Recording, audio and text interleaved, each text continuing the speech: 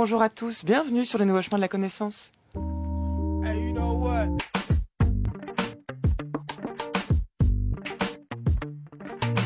Les nouveaux chemins qui contemplent les astres tous les jours en compagnie d'Antoine Ravon, Marianne Chassor, Géraldine Mosna-Savoie, Samuel Legendre et Tristan Grenassia.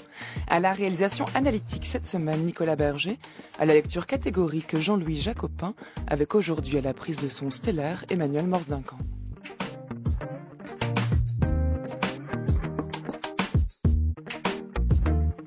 10h51, c'est l'heure à laquelle vous retrouverez Géraldine Mosna-Savoie pour ses 2 minutes papillon. Géraldine qui vous donnera envie de lire aujourd'hui un ouvrage collectif consacré à la pensée du philosophe Axel Honneth, de la reconnaissance et de la liberté, dirigé par Marc Hunyadi et publié aux éditions du Bord de l'eau.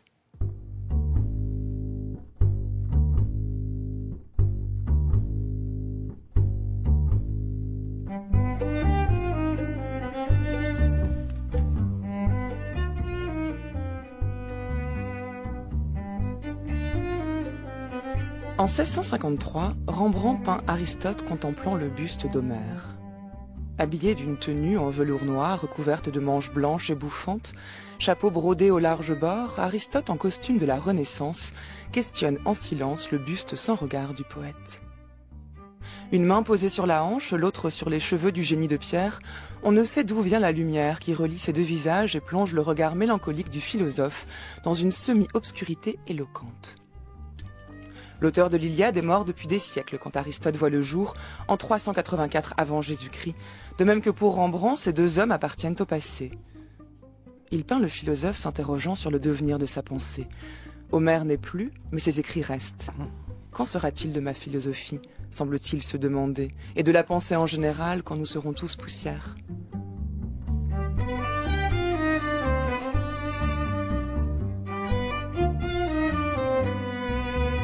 Rembrandt met en scène le corps mortel qui doute de l'éternité de ses idées.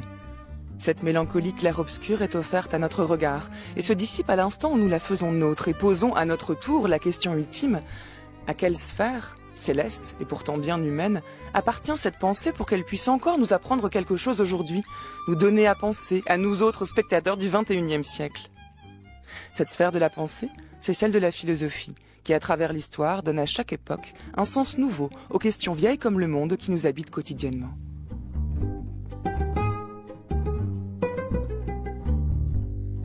Alors quelle est donc la pensée d'Aristote, le maître de ceux qui savent, selon les mots de Dante? Et la constitution de ce savoir, de ces savoirs plutôt, est la question qui préoccupe le stagirite dans les écrits que nous allons examiner cette semaine, des textes difficiles mais dont la lecture nous donne accès aux deux mondes d'Aristote, celui des astres et celui des hommes, celui de la vie théorétique et celui de la vie pratique. Ainsi demain, Francis Wolff se demandera si l'homme est un animal politique. Mercredi, Anne Merker s'interrogera sur le rôle et la place de l'âme dans la connaissance humaine. Et jeudi, Annick Stevens vous donnera enfin une réponse à la question que vous vous êtes toujours posée, sans jamais avoir osé la formuler. Qu'est-ce que la métaphysique ? Mais aujourd'hui, c'est Pierre Pellegrin qui, depuis des années, poursuit l'entreprise démesurée de traduire toutes les œuvres réputées authentiques d'Aristote, qui vient vous parler de l'organon, l'outil de connaissance nécessaire pour comprendre la pensée du philosophe. Bonjour Pierre Pellegrin. Bonjour. Salut à toi, Aristote. Salut à toi, Alexandre. Clétus est revenu. Clétus. Noir Clétus. Mon roi. Mon compagnon. Heureux Clétus, qui pour aller combattre fut choisi entre nous tous. La guerre requiert des hommes. Est-ce 3 ans de plus qui font un homme? Pour l'être, que faut-il alors? Les nouvelles. Raconte. Mon père. Il t'envoie à son salut. Ainsi que tous vos pères. Les victoires. Avons-nous beaucoup de victoires? Mais le soleil ne se lève-t-il pas chaque matin? Nous foula même le sol perse. La Perse. Nous franchîmes le pont Euxin de nuit. Un coup de main inattendu, brutal, si bien que nous mîmes à sac 3 villes et rentrâmes sans être inquiétés. Une armée grecque sur le sol perse. Le rêve du peuple grec depuis 200 ans se réalise et Philippe en a la gloire. Gloire à Philippe. Gloire à Philippe. Ton père ne te veut que du bien. Je l'aime et je lui veux aussi du bien. Mais il thésaurise la gloire comme un avare, tandis que nous restons à Mietza, au pied d'Aristote, à découvrir les mystères des sciences, des mathématiques, de l'histoire, de la logique, et que probablement l'un de nous va composer un ouvrage et devenir célèbre comme disciple d'Aristote. Aristote, pardonne-moi. Pourquoi donc? Tu as parlé en roi. Et moi en pédagogue. La Grèce suivra-t-elle mon père? Je l'ignore, et lui aussi. Mais je sais que les hommes se souviennent longtemps des massacres, du pillage, des manifestations de haine, et que le cri de Philippe le barbare retentit encore en Grèce. Il pourra conquérir, mais ne pourra régner.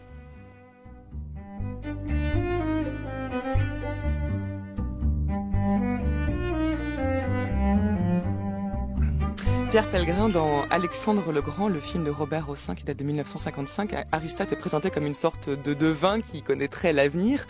Alors ça, c'est pas forcément exact. En revanche, ce qui est exact, c'est que Aristote n'a pas fait qu'enseigner la philosophie, il a aussi été conseiller de personnes politiques. Oui, absolument, oui, oui, bien sûr. Bon, devin certainement pas. Oui, ça, c'est les licences artistiques. Mais il est sûr qu'Aristote, s'il n'a pas désiré installer les philosophes et lui-même au pouvoir, comme Platon, a néanmoins installé le philosophe dans cette nouvelle fonction de conseiller et de formateur du législateur ou du prince, qu'il a été lui-même, puisqu'il a été le pédagogue d'Alexandre avec peu de succès, à vrai dire. Peu de succès, puisqu'il ne s'entendait pas du tout sur des choses fondamentales, et qu'Alexandre a été son élève quand il était très jeune et non pas quand il était roi. Ce qui peut être surprenant parce que les textes qu'on va aborder aujourd'hui, l'Organon, qui est constitué de 6 textes différents, sont eux théoriques et s'intéressent à la formation de la connaissance. On est bien loin de l'Aristote pratique de l'éthique à Nicomaque ou de ce qu'il a mis en œuvre dans sa propre vie. Oui, mais l'une des marques de fabrique, peut-être la principale d'Aristote, c'est que à des domaines différents et à des objets différents correspondent des concepts et des méthodes différents. Ça, c'est très important. Et c'est contraire à l'idée d'une science universelle platonicienne, n'est-ce pas? Et si bien que Aristote n'a pas trouvé de difficulté à être le matin théoricien et l'après-midi dans la philosophie pratique. Voilà.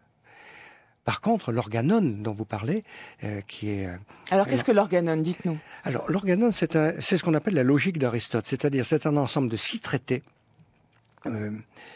les catégories, l'interprétation, premiers et seconds analytiques, les topiques et les réfutations sophistiques, qui servent en quelque sorte d'introduction à la philosophie tout entière, on va en reparler, et qui ont été placés non pas par Aristote lui-même, mais par les éditeurs ultérieurs, à la tête du corpus aristotélicien, parce que, évidemment, ce sont des traités qui sont utilisés partout. Alors là, du coup, ce que je disais tout à l'heure de la rupture entre théorique et pratique ne vaut plus. L'Organon, ce sont des transméthodes, des transconcepts qui, eux, sont valables partout. Mais vous parlez de logique, pourtant le terme n'apparaît pas sous la plume d'Aristote, le terme de logique, en tout cas pas au sens où l'entendaient, ou par exemple les stoïciens qui ont contribué à la lecture de cet Organon. Oui, c'est ça. Pas au sens logique, pour Aristote, ça veut dire soit dialectique, soit rigoureux. Non, là, on ne parle pas de la logique comme une discipline. On parle pas de la logique, c'est ça. Non, la grande différence entre Aristote et ses successeurs, notamment stoïciens, c'est que la logique n'est pas une science pour lui. Hein. Alors que dans l'arbre stoïcien, il y a la logique, la physique, l'éthique. Si on peut parler de logique aristotélicienne, c'est un ensemble de traités qui élaborent des méthodes et des concepts qui sont valables partout. Et c'est pour ça qu'on l'a appelé organon, puisque organon en grec, ça veut dire à la fois instrument et organe, d'ailleurs au sens biologique du terme. Donc c'est un instrument dont toutes les sciences, théoriques et pratiques, se serviront. Et alors, aujourd'hui, vous savez qu'il y a eu récemment, dans la deuxième moitié du XXe siècle, une grande révolution dans notre lecture d'Aristote, qui a été la prise en compte des textes biologiques. Je peux peut-être en dire 2 mots, n'est-ce pas? Dans les années, disons, 1970, nous avons commencé à prendre au sérieux les textes biologiques d'Aristote, qui représentent quand même le tiers du corpus, n'est-ce pas? Et alors, ça a donné un mouvement, 2 mouvements réciproques, 2 mouvements, oui, c'est ça, qui se complètent. Le premier, c'est qu'on a appliqué à ces textes les méthodes d'analyse des autres textes métaphysiques, etc. Et on s'est rendu compte que ces textes fonctionnaient non pas comme des recueils de faits, mais comme de véritables ouvrages aristotéliciens qui fonctionnent avec des processus explicatifs, etc.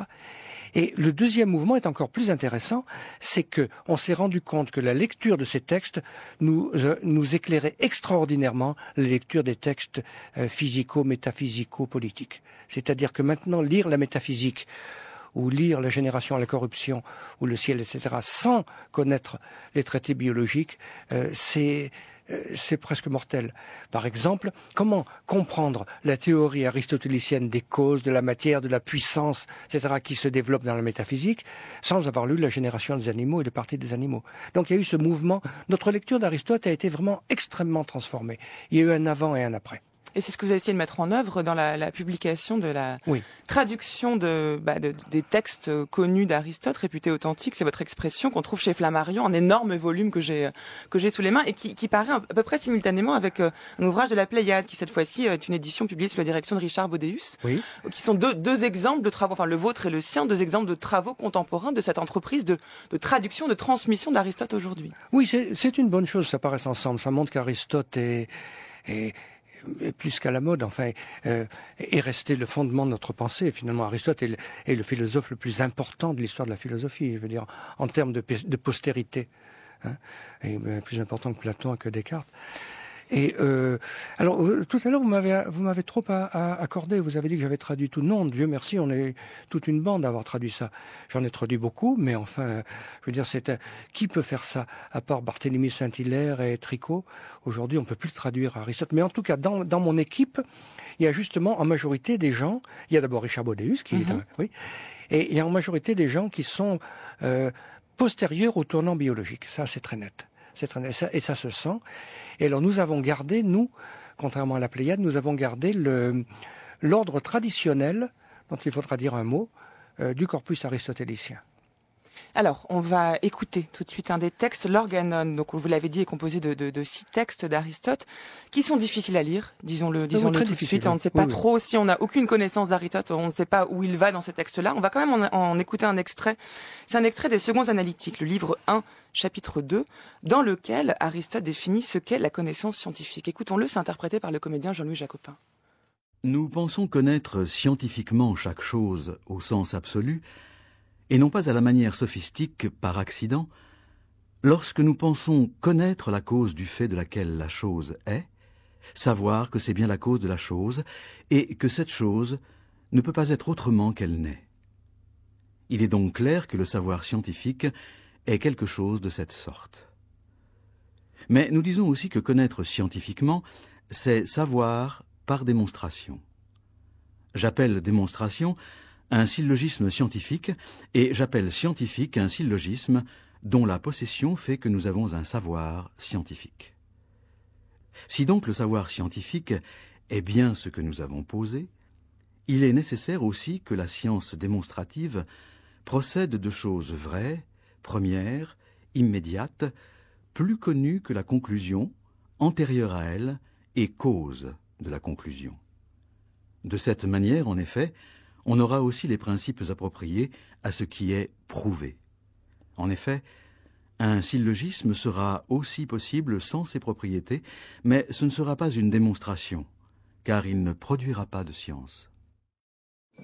Voici donc un syllogisme exemplaire. Le chat a 4 pattes. Isidore et Fricot ont chacun 4 pattes, donc Isidore et Fricot sont chats. Mon chien aussi a 4 pattes. Alors c'est un chat. Moi j'ai à peine la force de vivre, j'en ai plus envie peut-être. Donc logiquement, mon chien serait un chat. Logiquement oui, mais la réciproque est aussi vraie. La solitude me pèse, la société aussi. Ah, vous vous contredisez, est-ce la solitude qui pèse ou est-ce la multitude? Vous vous prenez pour un penseur et vous n'avez aucune logique. C'est très beau la logique. À condition de ne pas en abuser. Mais c'est une chose anormale de vivre. Mais au contraire, rien de plus naturel. La preuve, tout le monde vit. Les morts sont plus nombreux que les vivants. Ah, leur nombre augmente. Les vivants sont rares. Et les morts. Les morts, ça n'existe pas. Oh, c'est le cas de le dire, les morts, ça n'existe pas.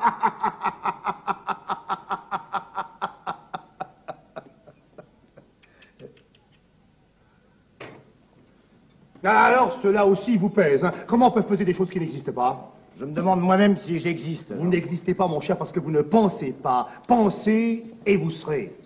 Autre exemple de syllogisme. Tous les chats sont mortels. Socrate est mortel, donc Socrate est un chat. Et il a 4 pattes. C'est vrai, j'ai aussi un chat qui s'appelle Socrate. Vous voyez?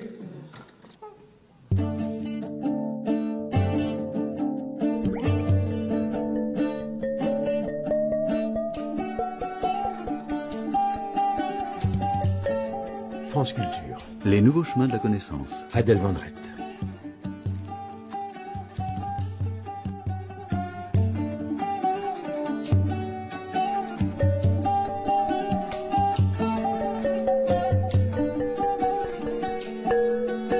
Dans le texte qu'on a entendu, Pierre Pellegrin, Aristote définit ce qu'est un syllogisme scientifique. Pour comprendre en quoi, on va y revenir, un syllogisme scientifique se distingue d'un autre type de syllogisme, par exemple dialectique. L'extrait de Rhinocéros de Ionesco est assez utile parce qu'on entend les personnages se moquer de ce que serait un syllogisme, disons, coupé de tout sens de la réalité. On est dans la logique qui tourne à vide et qui ne renvoie à rien et peut faire dire absolument n'importe quoi.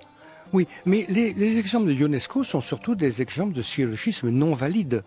Alors c'est-à-dire, qu'est-ce que ça veut dire? Eh bien, ça veut dire qu'Aristote a... qu'est-ce que c'est qu'un syllogisme? C'est un raisonnement qui, à partir de prémices, lesquelles prémices ont un terme en commun, qu'on appelle moyen terme, tire nécessairement une conclusion. C'est-à-dire tous les hommes sont mortels, les Grecs sont des hommes, hommes est donc le moyen terme, les Grecs sont mortels. Bon. Mais évidemment, toutes les dispositions ne sont pas valides. Si vous dites comme Ionesco là, tous les hommes sont mortels, tous les chats sont mortels, donc les chats sont des hommes, ça va pas. Je veux dire, donc Aristote, qui est le fondateur de la logique, a été le premier à proposer une nomenclature totale des syllogismes selon des critères donnés, c'est-à-dire qu'il y a plusieurs figures du syllogisme. Certaines figures mettent le moyen terme en position de sujet et de prédicat. Certaines le mettent toujours en prédicat, toujours en sujet, etc. Mais toutes les figures ne sont pas valides. Et alors Aristote a été obligé de distinguer entre les différentes propositions, des propositions universelles, particulières, affirmatives, négatives. Enfin, il s'agit là d'une construction tout à fait sublime et compliquée, que nous n'avons pas fini de débrouiller, n'est-ce pas? Et c'est ça. C'est pas tant que ça ne prend pas appui sur le réel, c'est que c'est faux. Je veux dire, il est faux de dire, comme je disais, que si tous les hommes sont mortels et tous les chats sont mortels, les chats sont des hommes. Parce que on peut pas faire un syllogisme universel en mettant le moyen terme en position de prédicat dans les deux prémices. Et pourquoi est-ce si important pour Aristote? C'est parce qu'il examine les conditions d'un discours vrai, d'une connaissance vraie? C'est-à-dire que la science, comme c'était très bien dit dans le chapitre 2 du livre 1 des Secondes Analytiques, la science, c'est un syllogisme démonstratif. Un syllogisme démonstratif, c'est un syllogisme nécessaire et vrai. C'est pas la même chose. C'est-à-dire, il faut valide. C'est-à-dire que il faut d'abord que le syllogisme déduise validement sa conclusion. C'est-à-dire que si les prémices sont vraies, nécessairement la conclusion est vraie. Alors, si les prémices que les hommes sont mortels et que les Grecs sont des hommes sont vraies... Les prémices, c'est la phrase qu'on énonce en premier et qui a une forme de vérité immédiate. Les deux prémices, il y a la majeure et la mineure, c'est les hommes sont mortels, ça c'est la majeure, les Grecs sont des hommes, ça c'est la mineure. Eh bien, si ça c'est vrai, nécessairement, les Grecs seront mortels. Par contre, si les hommes sont mortels, majeur, les chats sont mortels et vrai, on n'a pas du tout les chats sont des hommes. C'est pas parce que cette forme de syllogisme, on ne peut pas avoir deux prémices universelles avec le moyen terme en position de prédicat dans les deux. On ne peut rien déduire de ça.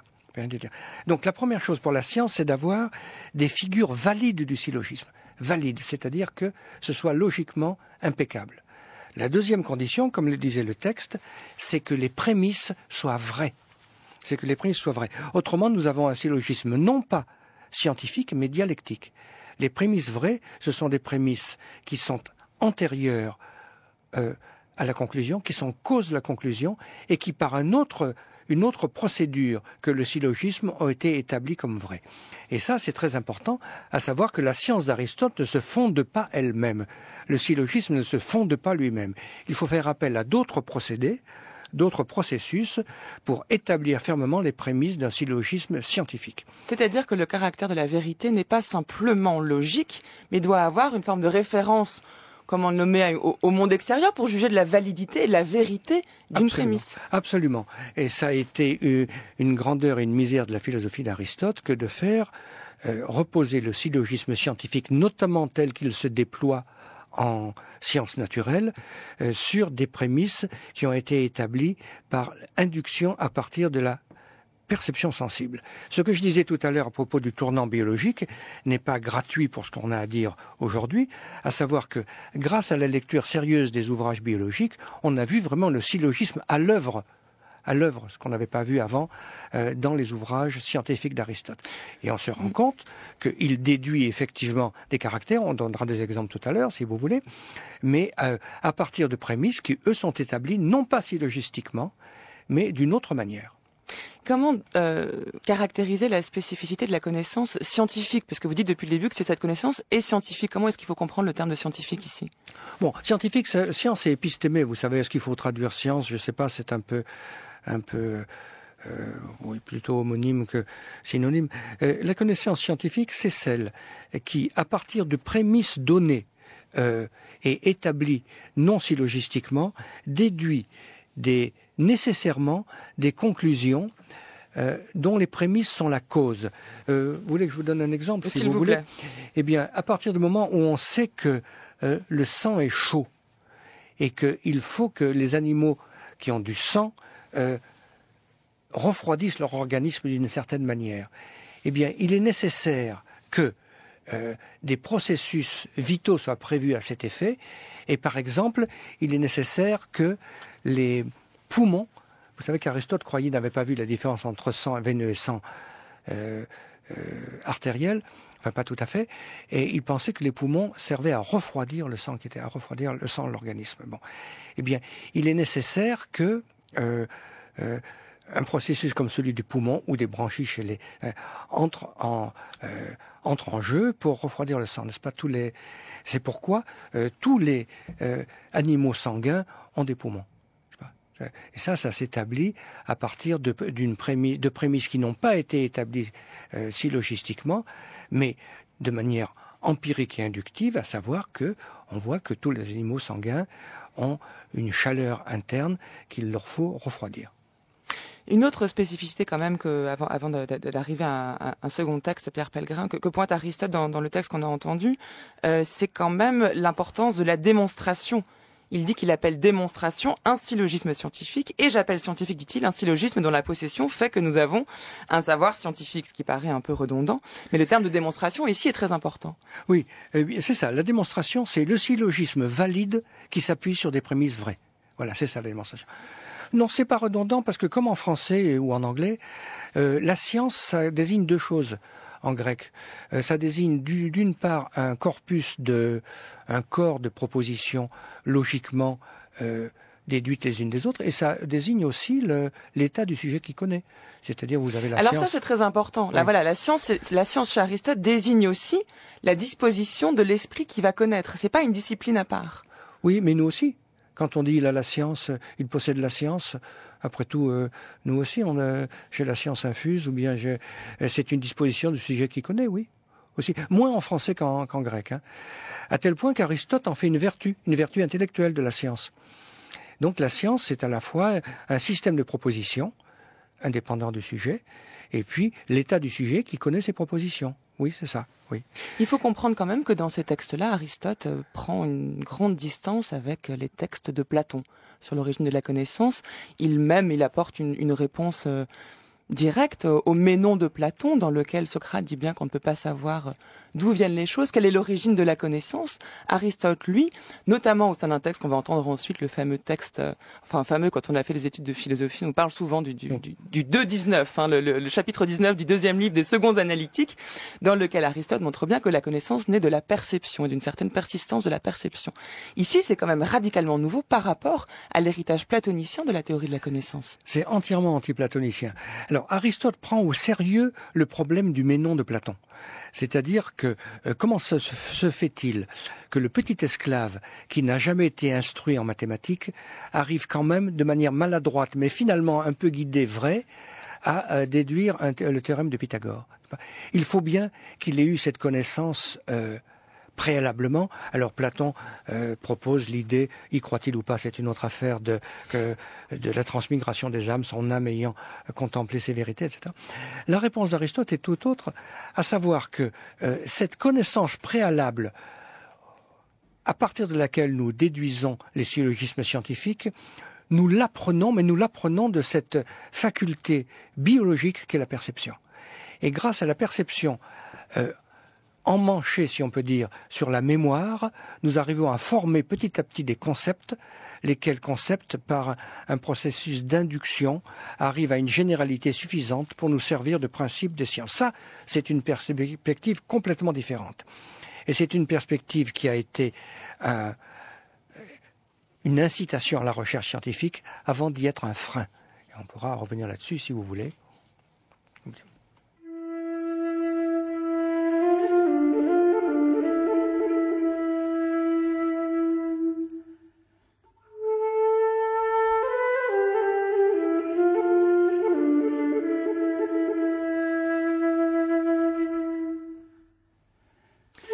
Comment t'y prendras-tu, Socrate, pour chercher ce que tu ne connais en aucune manière? Quel principe prendras-tu dans ton ignorance pour te guider dans cette recherche? Et quand tu viendrais à le rencontrer, comment le reconnaîtrais-tu, ne l'ayant jamais connu? Je comprends ce que tu veux dire, mais non. Vois-tu combien est fertile en dispute ce propos que tu mets en avant? Il n'est pas possible à l'homme de chercher ni ce qu'il sait, ni ce qu'il ne sait pas. Car il ne cherchera point ce qu'il sait, parce qu'il le sait et que cela n'a point besoin de recherche, ni ce qu'il ne sait point par la raison qu'il ne sait pas ce qu'il doit chercher. J'y consens, Socrate, mais te borneras-tu à dire simplement que nous n'apprenons rien et que ce qu'on appelle apprendre n'est autre chose que se ressouvenir? Pourrais-tu m'enseigner comment cela est ainsi?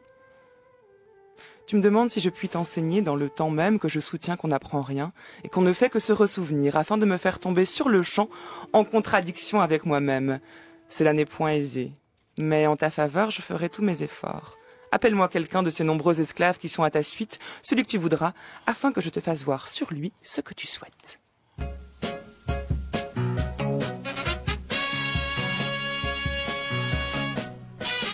I was born to be a lover, cutest thing in this town. I got some love I wanna demonstrate you. When you get it, you can't turn it down. No, you can't. Not call for love.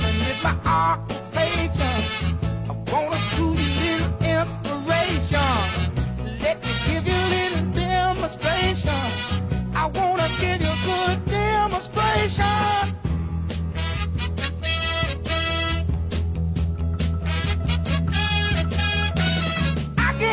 De la démonstration d'Aristote à celle d'Otis Redding, vous écoutez France Culture, les nouveaux chemins de la connaissance, il est 10h28. C'est le premier temps de notre série d'émissions consacrée à Aristote, le maître de ceux qui savent. Et pour l'occasion, j'ai le plaisir de recevoir Pierre Pellegrin, à qui l'on doit notamment la direction d'une entreprise de traduction pharaonique que l'on trouve aux éditions Flammarion.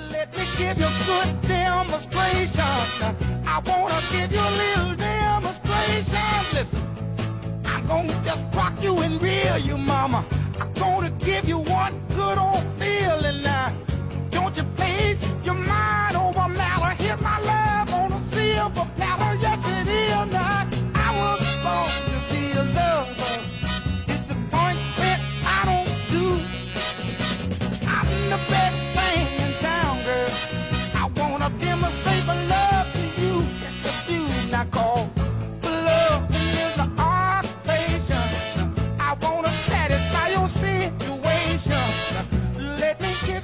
Pierre Pellegrin, alors cette différence de conception sur la constitution du savoir entre Platon et Aristote est déterminante pour tout le reste de l'histoire de la philosophie. Hein. C'est pas exagéré que de dire ça. Et est-ce qu'on pourrait pas dire que finalement, plutôt que de poser d'un côté Platon qui lui s'interroge sur ce qu'on appelle la réminiscence, le fait de savoir qu'un esprit va pouvoir accoucher d'une connaissance qu'il avait déjà sans le savoir, et de l'autre Aristote qui lui brandirait la démonstration au sein du syllogisme scientifique pour produire la connaissance vraie, qu'en fait l'opposition elle vient aussi du fait que chez Aristote, le savoir, la science est pluriel, que chaque connaissance scientifique appartient à un genre particulier, ce qui va d'ailleurs être un obstacle ensuite pour l'avènement de la science moderne, alors que chez Platon, l'ensemble de ces connaissances se regroupe sous ce qu'est le savoir, qui est finalement unique. Oui, absolument. Pour Platon, il y a, comme pour Descartes, toute la philosophie est comme un arbre dont les racines sont la métaphysique, le tronc la physique, disait Descartes dans la préface de 1644 des Principes. C'est la grande différence entre les platoniciens et les aristotéliciens qui durent jusqu'à nos jours. Réductionnisme ou autonomie des branches, c'est sûr. Mais ce qui les oppose aussi, on le disait tout à l'heure, c'est que Platon est tout à fait conscient de la misère de l'empirisme. C'est-à-dire que c'est faussement vrai que les enfants apprennent à parler en entendant les sons des adultes. C'est faussement vrai que nous faisons des concepts en voyant plusieurs arbres, nous faisons le concept d'arbre, etc. Il est certain que, comme le disait l'extrait de Ménon qui a été lu tout à l'heure, ce que nous ne savons pas où le chercher, et il faut bien qu'il y ait quelque chose qui nous l'indique d'une certaine manière. Alors, est-ce que c'est la réminiscence d'une connaissance que notre âme a eue dans un autre monde avant notre naissance, ou est-ce que c'est, comme dit Chomsky, une structure profonde que les humains ont, par exemple, qui leur permet d'apprendre à parler à tel point que s'ils n'apprennent pas dans un laps de temps de 8 ou 10 ans, ils n'apprennent plus, n'est-ce pas? Alors, la réponse d'Aristote à ça n'est pas tout à fait une réponse empiriste, contrairement à ce que l'on dit. La réponse d'Aristote à ça, c'est un peu du Chomsky. C'est-à-dire que de manière innée, nous avons des facultés. Et la première des facultés que nous avons de manière innée, que nous partageons avec tous les animaux, c'est la perception. La deuxième faculté que nous ne partageons qu'avec certains animaux, c'est la mémoire. Et la troisième faculté que nous partageons qu'avec nous-mêmes, c'est la faculté logique, n'est-ce pas, d'organiser le donné de la mémoire. Si bien que dans le texte que nous allons voir tout à l'heure des fameux 2.19, nous voyons Aristote dire « je n'ai pas besoin de la réminiscence, puisque grâce à ces facultés innées, qui sont j'aime bien l'expression structure profonde, moi, c'est tout à fait ça, je vais pouvoir, par un mouvement inductif, arriver à des concepts extrêmement généraux qui me serviront de base, en redescendant, pour déduire les vérités syllogistiquement, n'est-ce pas, de la science. » Voilà. Et ça, c'est quand même déterminant parce que du coup, Aristote situe dans l'homme, dans des structures innées, oui, l'origine du langage, mais aussi en quelque sorte, disons, l'origine d'une pensée qui prétend dire ce que sont les choses. Il y a une portée ontologique derrière ça. Bien sûr qu'il y a une portée ontologique, oui, oui. Et Aristote, vous savez, est un optimisme invétéré, c'est-à-dire qu'il pense que la nature nous a pourvu des moyens, notamment sensibles, de connaître les choses comme elles sont, et d'en avoir une connaissance parfaite, sauf si nous avons la jaunisse, que nous sommes fous, etc. Et ça aussi, c'est une grande différence avec Platon. C'est-à-dire que les catégories de l'homme coïncident en harmonie avec le monde lui-même. C'est qu'il y a une espèce de communion, finalement, entre les deux. Il n'y a pas l'homme d'un côté et le monde de l'autre. Quand il dit l'homme est l'animal parfait, c'est ça qu'il veut dire. Il veut dire c'est l'animal. Il dit même c'est l'animal le plus naturel. C'est incroyable, c'est-à-dire qu'il est complètement chez lui dans la nature et que donc il n'a qu'à se laisser aller. Alors que pour Platon, comme pour les platoniciens ou les cartésiens, il faut absolument se méfier de la perception. Descartes dit toujours que la perception ne nous enseigne pas la nature des choses, mais ce en quoi elles nous sont utiles ou nuisibles. Aristote, non. Pour Aristote, la perception sensible nous enseigne la nature des choses. Et toute perception est vraie. Après, les jugements que je porte sur ma perception peuvent se tromper. Mais ils se trompent très peu si je fais un peu attention. Aristote est beaucoup plus optimiste. Et il y a une véritable connaissance perceptive chez Aristote. Et ça a été l'un des deux, comme vous le suggériez tout à l'heure, l'un des deux grands obstacles que l'aristotélisme a posé à la naissance de la physique moderne. Alors en quel sens ? Bien, en ce sens que la physique moderne est née contre la perception. C'est-à-dire le jour où Descartes a dit « la perception ne nous enseigne pas la nature des choses », mais ce en quoi nous sont utiles ou nuisibles. Le jour où Galilée a dit la nature est écrite en langage mathématique, c'est-à-dire ce que nous percevons, ce sont des qualités vitales qui nous sont utiles en tant que nous sommes des animaux, mais la connaissance de la nature demande, par exemple, d'y voir des structures mathématiques et des relations constantes entre des données variables. Alors là, la physique va naître. Et c'est contre Aristote. Et le deuxième grand obstacle qu'Aristote... si vous voulez, la physique va naître aussi quand je serai capable de surmonter la certitude sensible que j'ai que la Terre est immobile sous mes pieds, évidemment. Bon, ça aussi, c'est la perception. Perceptivement, vous sentez bien que la Terre ne se dérobe pas sous vos pieds. Bon.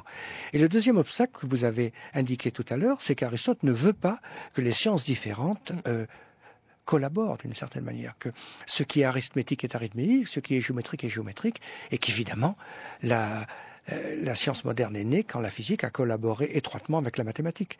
Et ça a été les deux grands obstacles qu'Aristote a posés à la science moderne. Voilà. Alors en biologie, c'est autre chose. Il n'en a pas posé beaucoup, au contraire. À mon avis, Alors, il a été... on écoute le texte de 19. Vous oui. nous avez donné les moyens de le comprendre, vous avez défini ce que c'était que la perception, l'expérience. Alors, il y a peut-être un concept, mais ça, vous nous l'expliquerez, qui est celui de persistance, qui est pourtant déterminant pour comprendre ce dont il s'agit. Voilà. On l'écoute interprété par le comédien Jean-Louis Jacopin. Les animaux ont une capacité innée de discernement, que l'on appelle perception. Et alors qu'ils possèdent une perception, chez certains animaux se produit une persistance du perçu, alors que chez d'autres, elle ne se produit pas. Pour tous ceux donc chez qui elle ne se produit pas, ils n'ont pas de connaissance en dehors du fait de percevoir, ou absolument, ou à propos, des choses pour lesquelles cette persistance ne se produit pas. Mais, à ceux chez qui cette persistance existe, il est possible, après avoir perçu, de continuer à posséder le perçu dans l'âme. Quand cela arrive souvent, alors se produit une différence. Chez certains se produit une notion à partir de la persistance de telle perception, chez d'autres, cela ne se produit pas. À partir de la perception donc, se produit le souvenir, comme nous le disons, et du souvenir de la même chose se produisant un grand nombre de fois, l'expérience. En effet, plusieurs souvenirs forment une expérience unique. À partir de l'expérience, autrement dit, de l'universel tout entier au repos dans l'âme, de l'un à côté des choses multiples, qui est contenu un et le même en elles toutes, est produit un principe de l'art et de la science. De l'art, si c'est à propos du devenir, de la science, si c'est à propos de l'étant.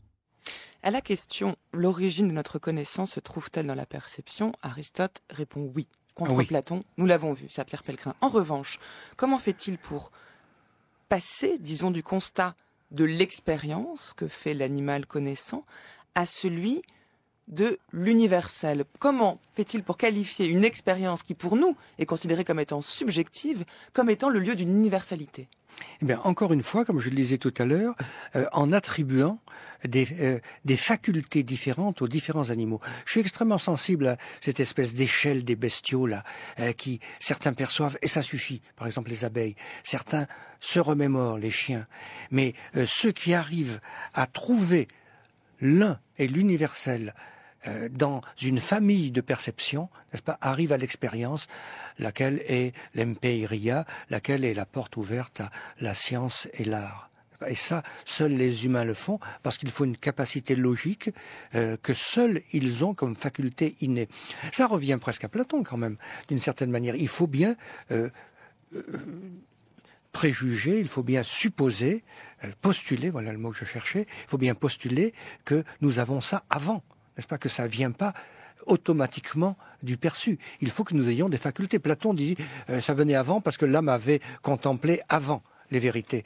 Mais Aristote, au fond, ça revient presque au même, dans des manières très différentes, en disant nous avons la faculté d'organiser en un universel, de prendre, par exemple, tous les animaux sanguins et de trouver que aussi bien les chiens que les poissons, que les oiseaux forment un groupe.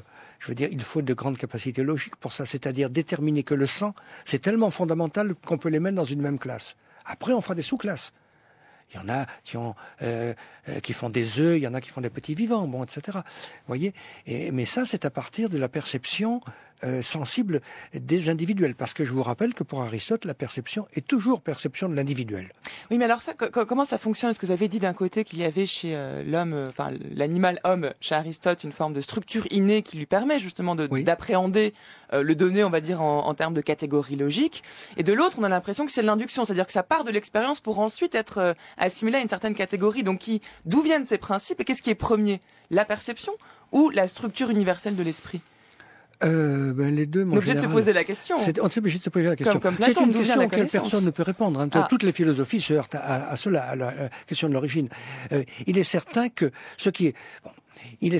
si nous n'avions pas de perception, c'est le cas indiqué par Aristote des aveugles qui ne perçoivent pas les couleurs, nous ne pourrions pas commencer cette montée perceptive, encore que les aveugles ont des moyens, en tant qu'ils ont une logique, de pallier cela.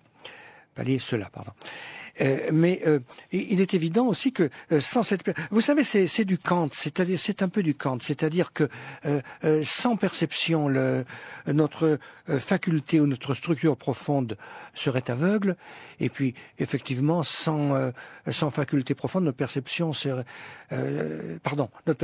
vide sans faculté profonde, et notre notre faculté profonde serait vide sans perception, et notre perception serait aveugle sans faculté profonde. C'est-à-dire que c'est les deux qui coïncident. Vous voyez, toute philosophie se heurte à ce problème de l'origine, et le résout de manière plus ou moins platonicienne ou plus ou moins aristotélicienne.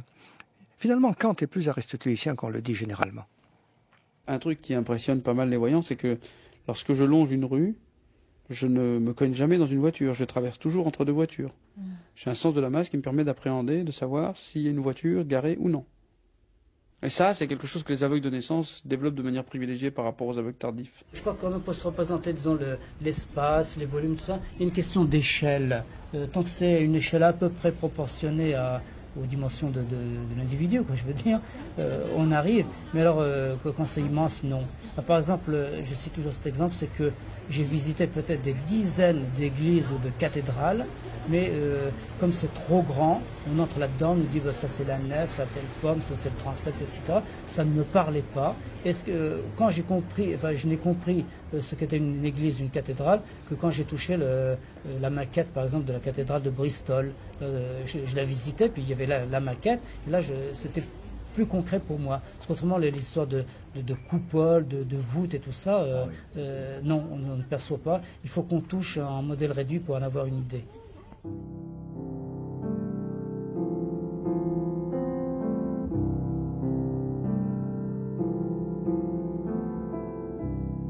Il suffira que nous remarquions seulement que tout ce que nous apercevons par l'entremise de nos sens se rapporte à l'étroite union qu'a l'âme avec le corps, et que nous connaissions ordinairement par leurs moyens ce en quoi les corps de dehors nous peuvent profiter ou nuire, mais non pas quelle est leur nature, si ce n'est peut-être rarement et par hasard. Car après cette réflexion, nous quitterons sans peine tous les préjugés qui ne sont fondés que sur nos sens, et nous servirions que de notre entendement pour en examiner la nature, parce que c'est en lui seul que les premières notions ou idées, qui sont comme les semences des vérités que nous sommes capables de connaître, se trouvent naturellement.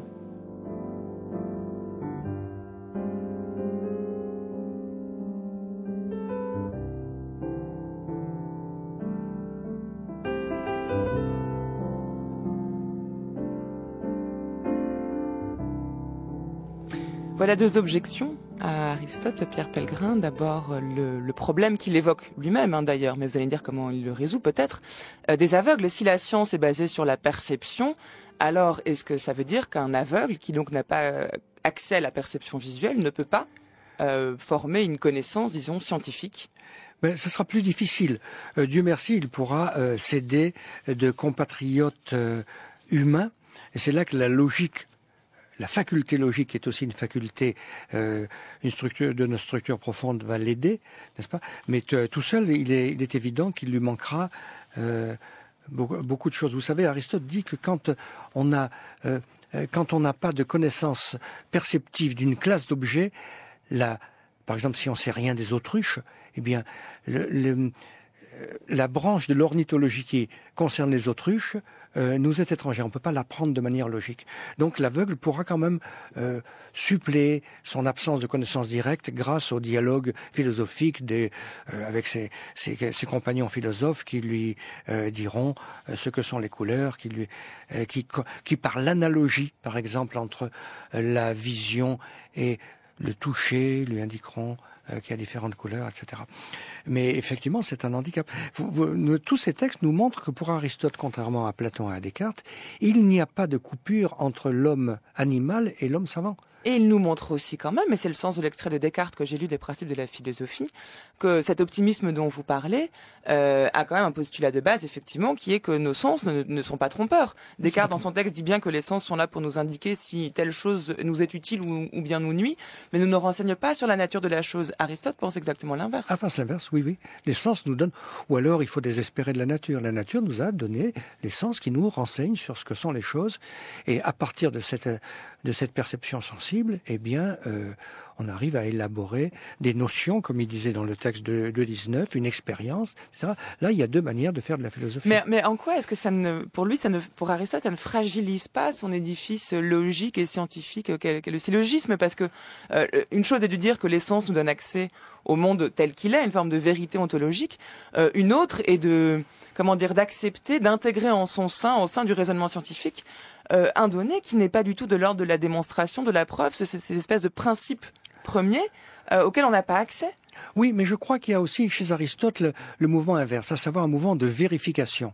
Je veux dire, quand on déduit à partir de principes tirés de l'expérience des choses vraies, comme conclusion de syllogisme scientifique, il y a aussi l'idée que l'arbre se juge à ses fruits. C'est-à-dire que si, de manière répétée, vous noterez l'importance de la répétition chez Aristote. Il faut que je perçoive de manière répétée, que je me souvienne de manière répétée.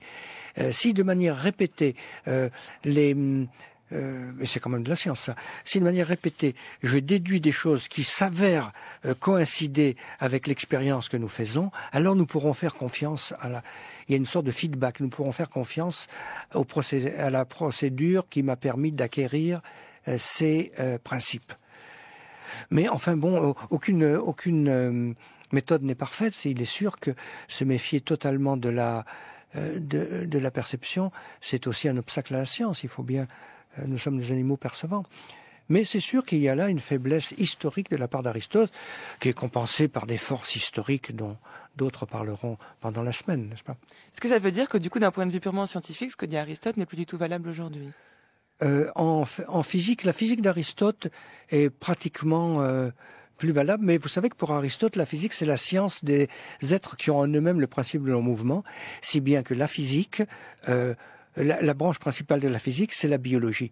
Par contre, Aristote a imposé une pensée biologique qui est encore valable, et les grands biologistes, ceux qui pensent encore, c'est-à-dire ceux qui sont morts, sont aristotéliciens, c'est un fait. Il a par exemple posé la spécificité du vivant par rapport à l'inerte de manière tellement extraordinaire que c'est encore valable aujourd'hui. Oui, c'est une querelle qui est encore valide aujourd'hui. Évidemment, Descartes n'était pas, avec son mécanisme, n'est pas dans cette perspective-là.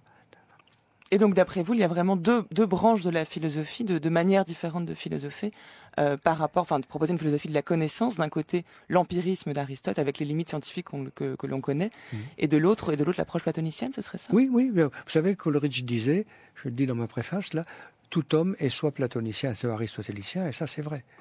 C'est-à-dire que, oui, il y a deux manières de penser. Deux manières de penser qui donc sont synthétisées d'une certaine manière au sein du travail de traduction que vous faites aujourd'hui, parce que finalement, ce que vous essayez de faire quand même en traduisant, peut-être que ces textes-là n'ont pas une valeur scientifique contemporaine, mais le fait que vous les retraduisiez et travaillez dessus montre bien qu'il y a quand même une pertinence, disons, aujourd'hui, contemporaine. Mais tous les concepts, même en biologie, en sciences humaines, etc., tous les concepts ont une archéologie aristotélicienne. Si notre travail, à nous autres épistémologues, c'est de faire une sorte de genèse des concepts, nous ne pouvons pas nous passer d'Aristote. Il est la base de notre culture, de notre manière de penser. Et ça sera, c'est vrai encore pour longtemps, je ne sais pas, j'espère tout au moins.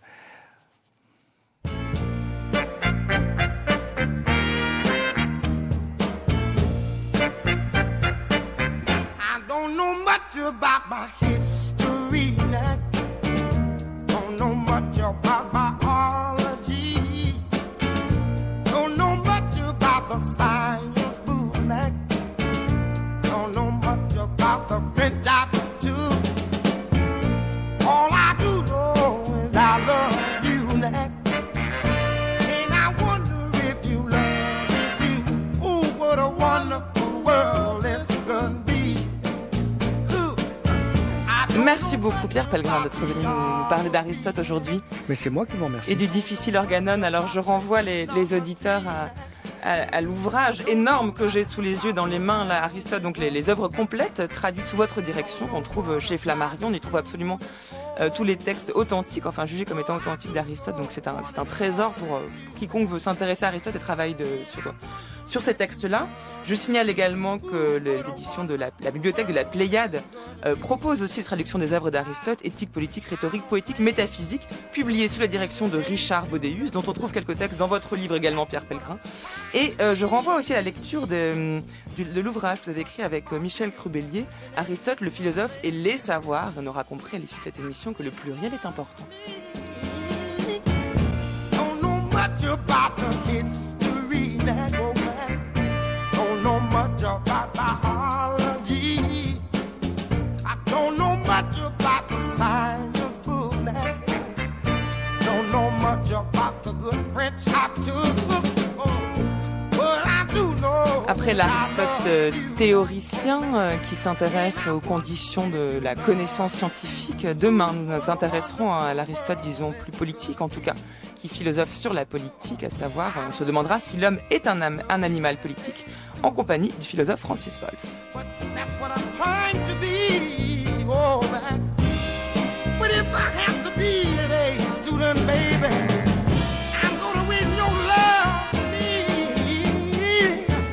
Otis Redding, chanteur aristotélicien, donc vous écoutez France Culture, les nouveaux chemins de la connaissance, il est 10h51. Encore 2 minutes papillon, il est l'heure de retrouver comme tous les jours Géraldine Mosna-Savoie qui vient vous donner envie de lire un livre de philosophie qui vient de paraître. Bonjour Géraldine. Bonjour Adèle, bonjour à tous. Axel Honneth est-il encore le philosophe de la reconnaissance ? Réponse à l'occasion de la parution de Axel Honneth de la reconnaissance à la liberté, un ouvrage collectif dirigé par Marc Younadi aux éditions du Bord de l'Eau.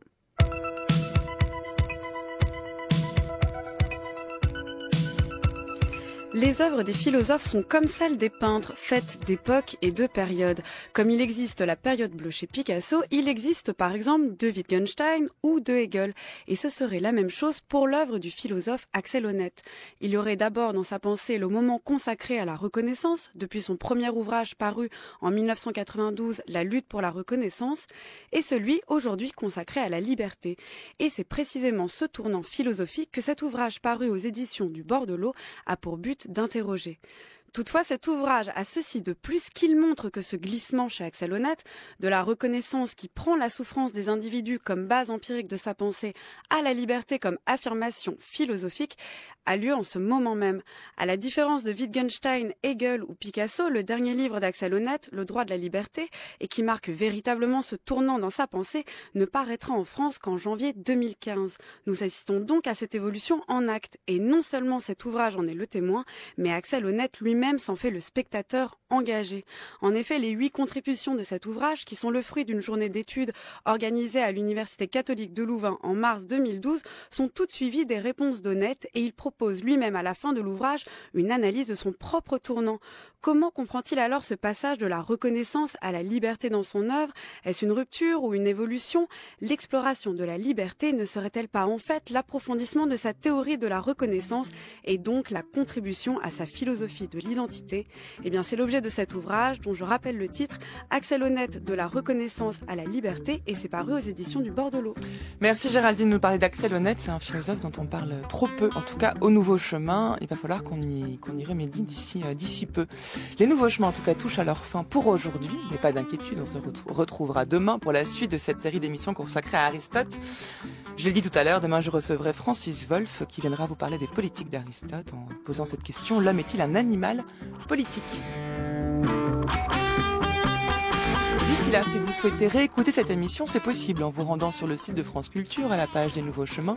Vous y trouverez les indications bibliographiques, musicales, cinématographiques concernant l'émission du jour. Et puis surtout, vous pourrez la télécharger, la podcaster, afin de l'écouter où vous voulez et quand vous voulez, en conduisant, en courant, en vous endormant. Et rendez-vous également sur les pages Facebook et Twitter des Nouveaux Chemins où l'équipe met en ligne quotidiennement l'émission du jour.